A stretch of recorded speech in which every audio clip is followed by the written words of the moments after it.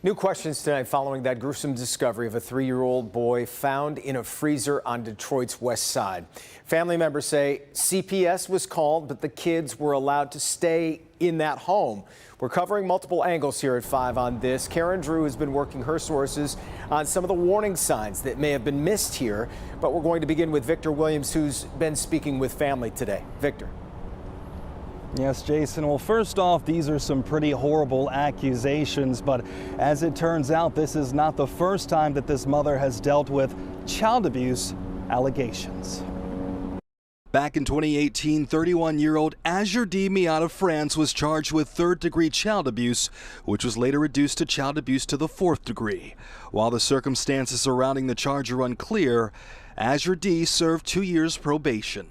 Fast forward to the death of her son, Chase Allen, and relatives like Leslie Cannon say the signs were there all along. It seems that there were red flags, and people did point towards those flags and try to get some help. She claims other family members had to contact CPS themselves to intervene, leading to a change that was only short-lived. CPS was called several times, and they were taken and they were brought back.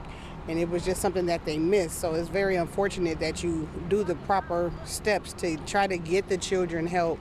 And obviously it looks like the system had failed Chase. So now many are questioning why Chase was allowed to fall through the cracks of a system, especially given his mother's history. Something went wrong somewhere in her past.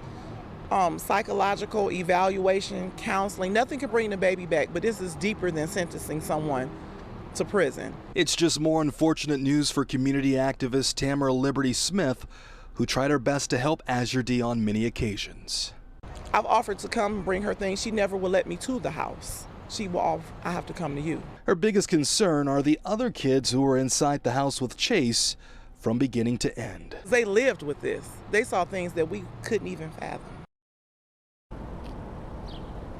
And family members are telling me that the other children inside the home were between the ages of 9 and only 3 months old. But for now, we are going to go ahead and toss it over to Karen Drew, who has more insight of what may have happened inside that home. Karen?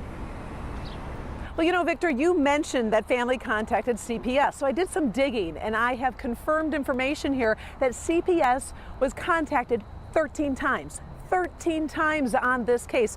One time back in 2021, the child was brought to the doctor on allegations of abuse. They checked him out.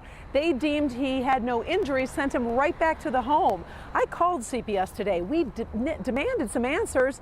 They don't want to talk on camera, but they issued a statement, and that said, in part, the department by law cannot release specifics about CPS investigations or confirm whether or not CPS has received complaints about a specific family or individual. Now, I was able to find out more about that home on the 12,000 block of Monte Vista. Sources telling me they went inside. The living conditions were simply inhumane. They saw roaches climbing on the walls, rodents on the floors, rotten food all over, garbage all over the furniture and the floor. I'm also learning a little bit more about the freezer. Apparently it had not been working for the past few weeks. There was a liner in the freezer, but they're wondering the reason why they couldn't smell the stench of the decomposing body. It was because of those inhumane conditions inside the house.